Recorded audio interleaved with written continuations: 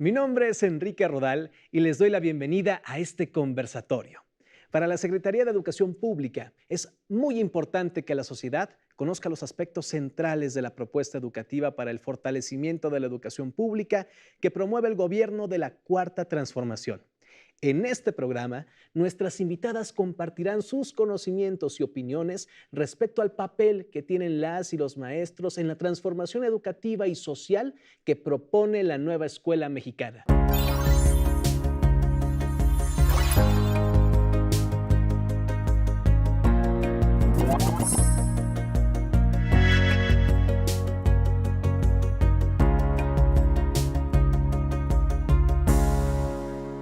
Nos acompaña la maestra Natalie Varela Valtierra, quien es licenciada en Historia y maestra en Docencia para la Educación Media Superior por la Universidad Nacional Autónoma de México. Ha publicado diversos artículos en revistas especializadas. Asimismo, es divulgadora y creadora de contenido didáctico histórico en las páginas de Facebook, La Profe de Historia, y Mujeres de Tlaxcala Haciendo Historia.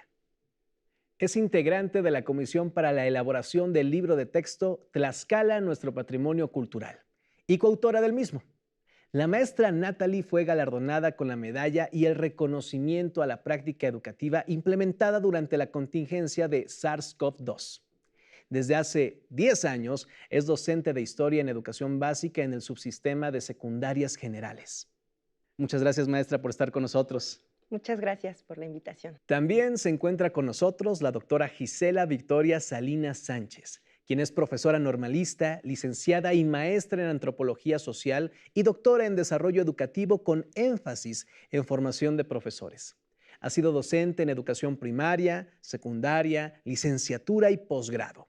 Cuenta con amplia experiencia en la formación de docentes, particularmente para la educación indígena. Tiene diversas publicaciones sobre formación de docentes, educación indígena, educación intercultural y profesión docente. Actualmente es titular de la Jefatura de Oficina de la Secretaría de Educación Pública. Muchas gracias por estar con nosotros, maestra Gisela. Muchas gracias. Contamos con la participación de la doctora Patricia de Guadalupe Mar Velasco, quien es maestra de educación primaria por la Escuela Nacional de Maestros. Licenciada en Sociología, cuenta con maestría en Psicoterapia Gestalt y también es doctora en Historia Social por la Universidad de Viena, Austria. Es investigadora del Instituto de Investigaciones sobre la Universidad y la Educación ISUE. Entre sus líneas de investigación se encuentra Pedagogía Gestalt en la formación de investigación, Educación Básica y formación docente, Derechos Humanos y Derecho a la Educación, donde cuenta con trabajos académicos entre los que se encuentran el normalismo en México en cifras, los docentes de educación básica y media superior ante la COVID. Muchas gracias, maestra Patricia, por estar con nosotros. Gracias a ustedes. Maestras, les agradezco su participación en este conversatorio. Y para iniciar me gustaría preguntarles lo siguiente. ¿Cuál es el papel de las maestras y los maestros en la propuesta curricular de la nueva escuela mexicana? Maestra Patricia. Sí, bueno, el papel de los maestros cambia y no cambia, porque es un papel sumamente activo, pero de hecho siempre lo ha tenido que ser, porque el maestro siempre ha tenido que atender toda clase de eventualidades en el salón de clase, todo tipo de, cada niño es diferente, cada grupo que recibe es diferente. Entonces, en realidad, el profesor ha tenido un papel activo y ha tenido una cierta libertad, incluso al interior del salón de clase, que no ha sido reconocida del todo. En este momento, lo que sucede es que se le reconoce y que a nivel jerárquico también debe ser reconocido. El maestro no debe sentirse constreñido por cuestiones formales, sino que lo que tiene que ver es lo que está sucediendo tanto en el salón de clase como lo que viene desde la comunidad y atender este vínculo. Entonces, en ese sentido, es un papel activo más reconocido, digamos, reconocido desde la institucionalidad y en este sentido va a tener mayor libertad. Mayor libertad, más reconocido, más activo, maestras. Sí. ¿Concuerdan con esta respuesta? Yo concuerdo con ella. Efectivamente, los maestros siempre tienen que tomar decisiones en su salón, siempre. Tengan o no el aval de sus autoridades. Un maestro se enfrenta, una maestra se enfrenta cotidianamente a múltiples problemas en el aula que le permiten también hacer acopio de lo que ella sabe, de lo que ya tiene en su trayectoria, en su formación, y puede permitirle tomar decisiones que incidan en una manera diferente de enseñarle a sus alumnos, a sus alumnas. Esto, por supuesto, ahora con la nueva escuela se busca que sea explícitamente reconocida esa autonomía profesional con la que los maestros han venido construyendo la escuela mexicana.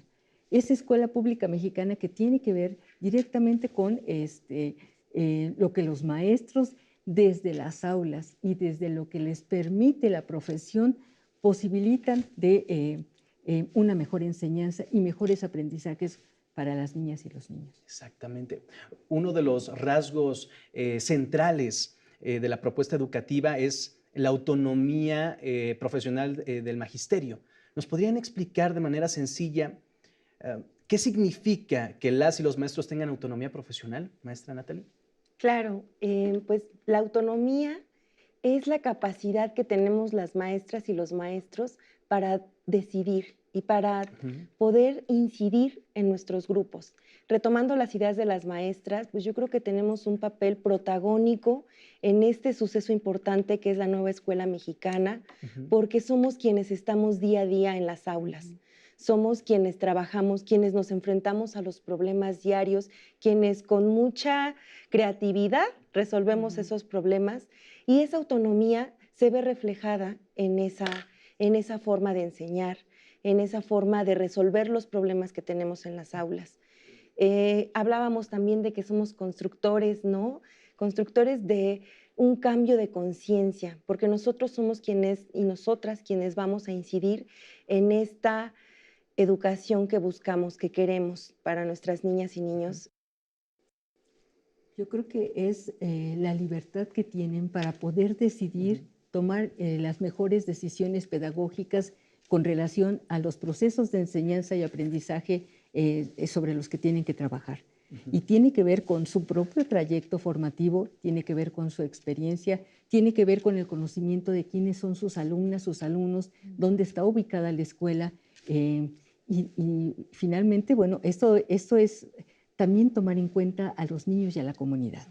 Un buen maestro, una buena maestra siempre conoce cuál es la comunidad a la cual pertenece la escuela, quiénes son sus alumnos, de qué manera sus alumnos también han venido aprendiendo, qué saben sus alumnos, qué esperan también las madres, los padres de familia, las familias de la escuela misma, y eso le permite al maestro también tomar decisiones pedagógicas, y ahora lo estamos pensando en términos de que pueda ser explícitamente y reconocido a partir de lo que decía la maestra Patricia, por ejemplo.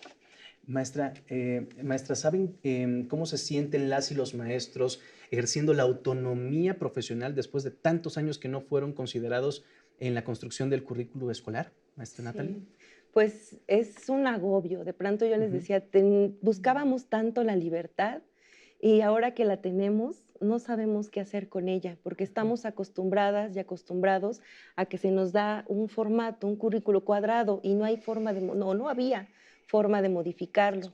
Y ahora tenemos esa libertad, ¿no? Esa autonomía. Y de repente esto sí se presentan problemas, sí se nos presentan retos que debemos afrontar. Por ejemplo, yo soy del nivel de secundarias, los retos que nos presenta coincidir en las horas, porque no todos vamos por el mismo número de horas. El coincidir en esta creación de la búsqueda del programa analítico, del codiseño, nos ha resultado un desafío impresionante porque es también coordinar, ¿no? Tenemos muchas formas de pensar, tenemos formas de resolver esas dificultades, ¿no? De manera particular, pero nos tenemos que dejar de esa individualidad y hacerlo en un grupo, en un equipo, en pro de la comunidad, ¿no? Lo que decían, ver qué necesidades hay para realmente a partir de la educación incidir en esas problemáticas o necesidades. Pero pues también no todo es negativo, yo lo veo también, estamos los profesores y las profesoras con ánimo, en la expectativa de saber que podemos tener de verdad una verdadera autonomía. Sí, me gustaría agregar algo. La autonomía es un reto. Es un reto y es una responsabilidad, por supuesto. Esto no deja de provocar esta incomodidad por estar una como maestra, como maestro, frente a una situación novedosa, porque antes nuestra autonomía pues no estaba reconocida y era lo que nosotros construíamos al interior del salón de clase. Yo recuerdo en cursos que daba que maestros se quejaban de que eso que usted dice lo dice muy fácil, pero si yo saco a mis alumnos y no lo tengo en mi registro, me regañan y me dicen que por qué ahora estoy haciendo una cosa diferente a lo que yo planeé, etcétera. Ah, Sin embargo, la vida es contingencia. Y el salón de clase con 15, 20, 30 o 50 niños es una contingencia pura. Entonces, el profesor en ese sentido, si se le reconoce la autonomía, puede actuar en un momento preciso de manera diferente a la planificada. Y eso está muy bien, porque hay que saber adecuarnos. Y además, eso, nosotros los mexicanos no tenemos problema con eso, ¿no? Con modificar los planes en el momento. ¿Para qué? Para un mejor resultado, precisamente teniendo en mente que se trata de cumplir con un programa, pero se trata de que no se trata del programa por el programa, sino se trata de que los niños trabajen, los jóvenes trabajen adecuadamente. Pero yo creo que es la única manera de ir produciendo ciudadanía, ¿no? Porque si no ejercemos nuestras libertades, las más naturales, pues entonces, ¿a qué horas vamos a aprender la ciudadanía? ¿A qué hora la vamos a enseñar? Totalmente, Porque sí. había una contradicción en la manera de ser tradicional en la escuela, hay una contradicción, porque por un lado les habla uno a los chicos de la ciudadanía y de las responsabilidades y los derechos y los deberes, pero lo que les estamos mostrando es un maestro completamente restringido que ni siquiera es reconocido en su profesionalidad, etcétera, etcétera. Entonces ahora nosotros como maestros tenemos un reto. Y el reto es actuar profesionalmente. Un médico no va a preguntarle al jefe del área qué va a hacer con este paciente. Tiene autonomía plena para actuar. ¿Por qué? Porque es un profesional. Y los maestros, ¿por qué tendríamos que hacer una listita y ir palomeando nada más lo que podemos hacer? No. No, porque eso está negando nuestra profesionalidad. Entonces, y también nuestro derecho, también derechos como maestros.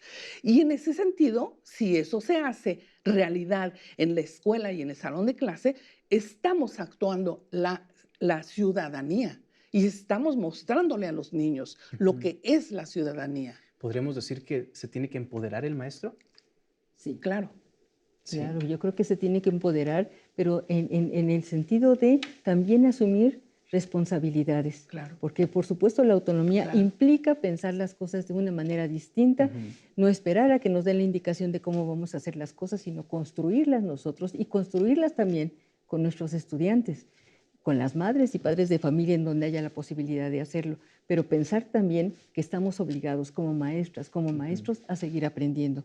El aprendizaje debe de ser parte fundamental del reto de la autonomía, porque indudablemente que hay que pensar la educación desde otros lugares, desde otros parámetros y reconocer sobre todo el peso tan fuerte que tienen las familias y las comunidades en lo que nuestros estudiantes pueden aprender. Exactamente, maestra Natalie. ¿Usted cómo lo ve ante grupo? Digo, entiendo que estoy hablando con 3 maestras, pero ¿usted cómo lo ve ante grupo? ¿Usted está más al calor del momento con ellos? Estamos también acostumbradas y acostumbrados a que es el docente, ¿no? Quien lo sabe todo.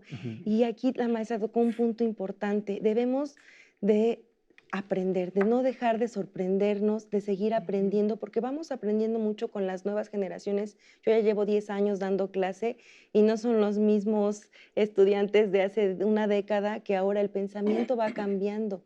Y nosotros tenemos esa fortuna de poder ver cómo las sociedades traen una nueva forma de pensamiento, de vida.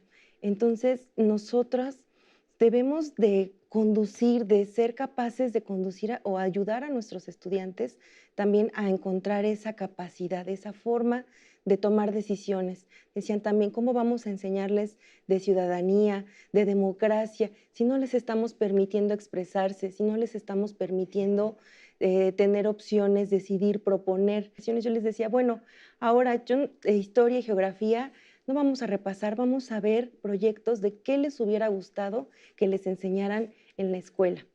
¿Y qué obtuve? Obtuve respuestas, maestra, es que me gusta, y somos de historia y geografía, quisiera saber cómo funciona la electricidad, cómo funciona un brazo mecánico, cómo los colores, hicimos una fiesta de colores, muchas propuestas que ellos tienen de la agricultura, porque por ejemplo vengo de un entorno rural, donde la agricultura pues todavía pues está presente, y de cómo mis estudiantes ese conocimiento lo llevaron y hablamos del truequearon sus verduras y hortalizas que traían, y eso me parece muy significativo, muy importante que se pueda llevar a cabo en la nueva propuesta educativa que tenemos, que se tome en cuenta la voz de nuestras estudiantes y de nuestros estudiantes.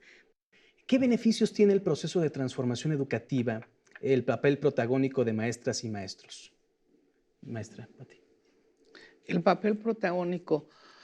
Ay, eso es una cosa muy bonita ahorita, ¿no? Porque en realidad el maestro viene de haber sufrido un embate muy duro, ¿no?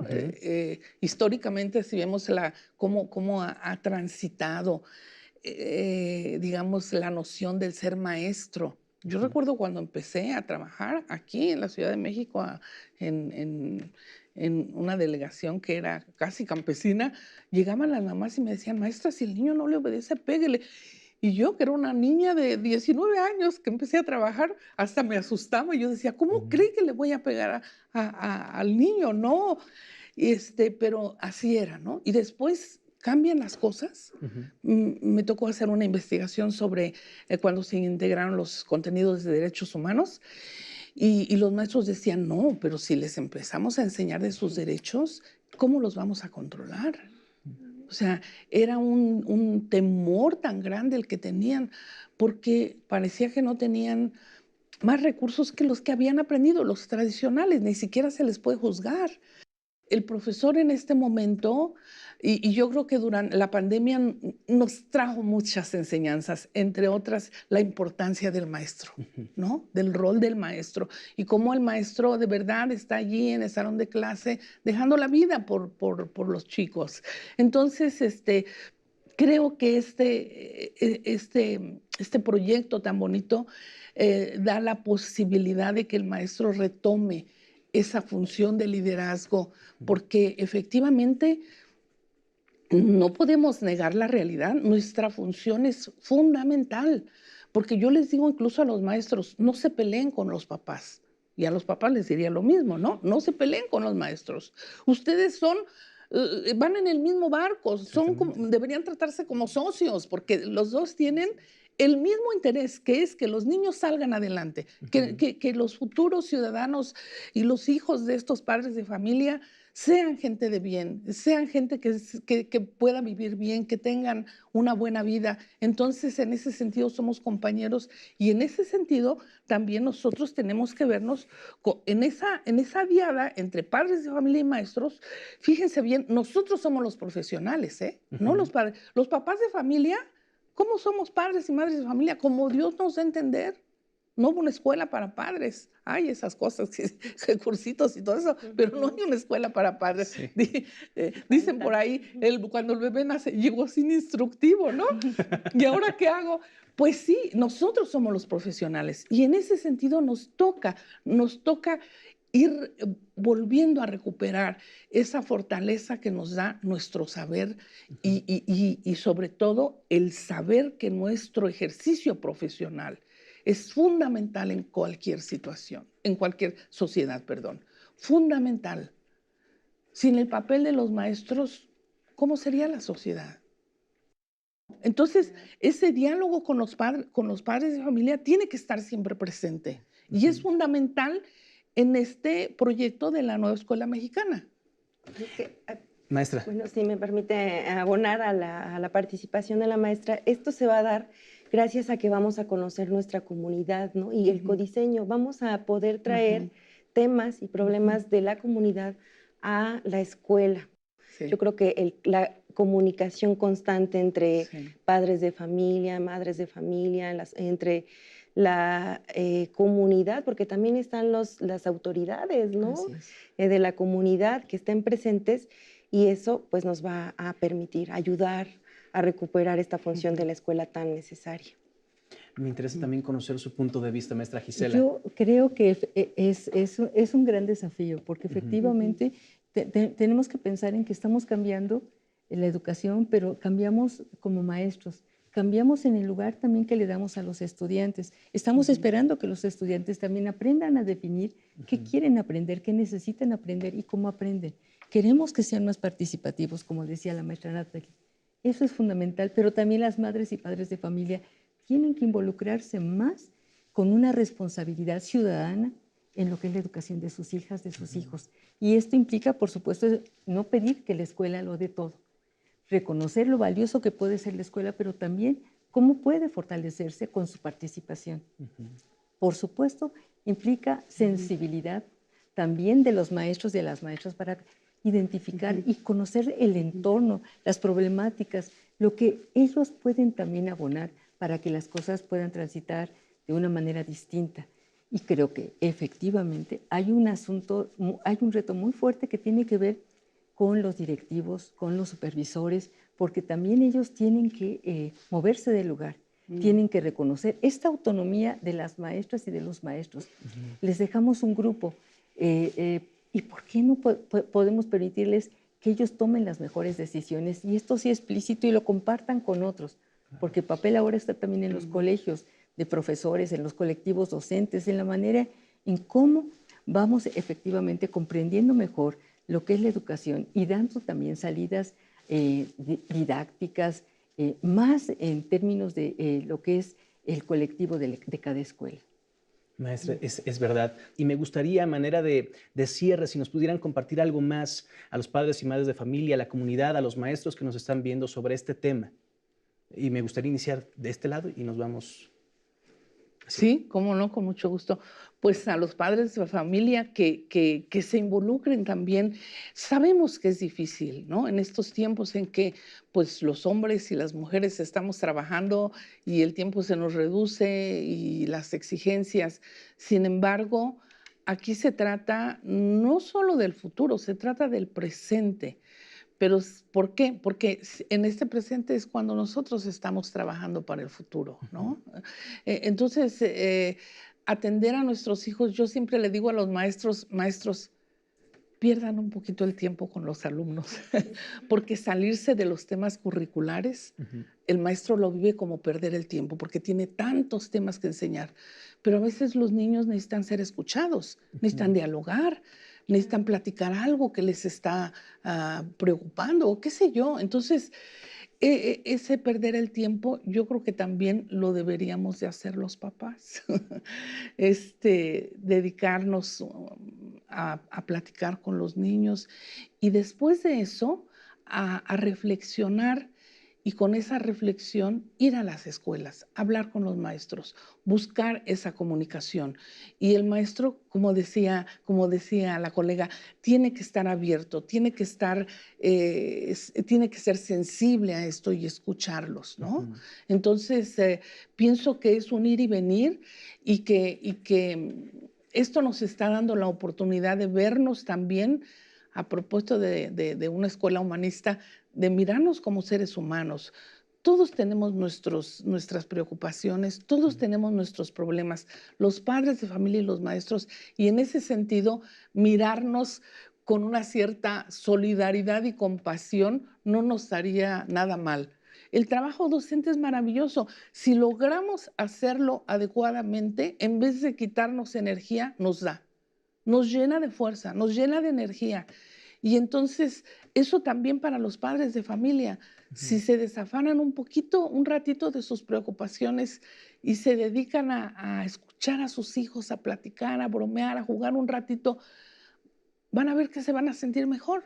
Entonces, tenemos que escucharnos un poco más. pero escucharnos de verdad, sin juzgarnos, Cierto. para poder Escuchar. dialogar. Maestra Natalie.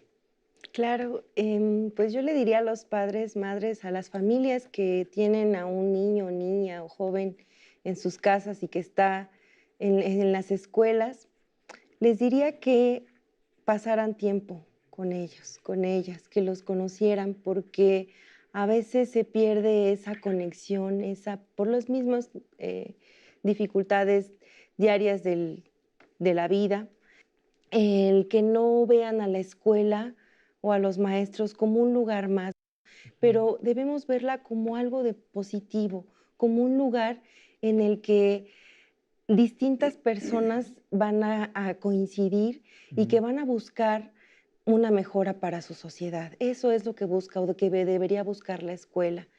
El que conozcan a sus maestros, el que no los vean solamente, no nos vayan a ver cuando es la entrega de calificaciones, ¿no? Que se dé esa apertura de la escuela para decir, tú, padre, madre, familiar, eres bienvenido, porque tú puedes aportar también para los proyectos, para la búsqueda de estas soluciones a las problemáticas que tenemos, ¿no? O sea, pues la mayoría de las personas que tienen alguna profesión decían, pues es que tuvimos un profesor o una profesora, y yo creo que todas y todos guardamos también en la memoria a alguien que fue muy buen maestro o maestra frente a grupo y que aprendimos algo bueno de ellos. Entonces yo pienso que los padres, las madres deberían de comunicarse más, ¿no? De no alejarse y de estar presentes en la vida de sus hijos e hijas, presentes en la escuela, saber cómo se trabaja, conocer, ¿no? Porque no nada más se trata de ir y juzgar, ¿no? O de ir y decir está mal, señalar, sino bueno, eso que está mal, yo tengo una propuesta para hacerlo mejor, ¿no? Y yo creo que así podemos crecer. Así es. Maestra. Yo creo que ser maestra, ser maestro, es una cuestión que tenemos que valorar todas y todos, porque efectivamente depositamos en las maestras y en los maestros el futuro, el desarrollo de las niñas, de los niños, de los adolescentes, y eso no es una cuestión menor. Y no es una cuestión menor el cambio curricular que se está planteando, porque tiene que ver directamente con reconocer también temas que son actuales y que seguramente en unos años van a ser fundamentales para poder darles una perspectiva de ciudadanía distinta a nuestras niñas y niños. Tienen que ver con la igualdad de género, tienen que ver con la inclusión, tienen que ver con la interculturalidad crítica, con la vida saludable, entre otras cosas. Sí. Todo esto son temas que están transformando lo que es la educación y que también colocan a las maestras y los maestros en el desafío de reconocer que esto tiene implicaciones más allá del aula, más allá de la escuela y que por supuesto si está formando una posibilidad de ciudadanos distintos, eso va a ayudar también a una comprensión del otro, de la otra, de empatía efectivamente, que nos dé la posibilidad de pensar que un futuro diferente y mejor puede ser posible. Y efectivamente las maestras y los maestros se comprometen. Yo creo que también la autonomía profesional tiene que ver con reivindicar lo que sí han hecho las maestras y los maestros por construir la escuela, la educación pública mexicana, y eso es una parte sustantiva de este proceso de cambio.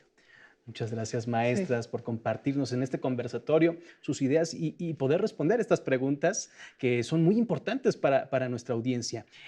Y asimismo les damos las gracias a nuestro público por su interés en conocer el papel que tienen las y los maestros en la transformación educativa que promueve la nueva escuela mexicana. Les agradecemos y nos vemos en el siguiente conversatorio.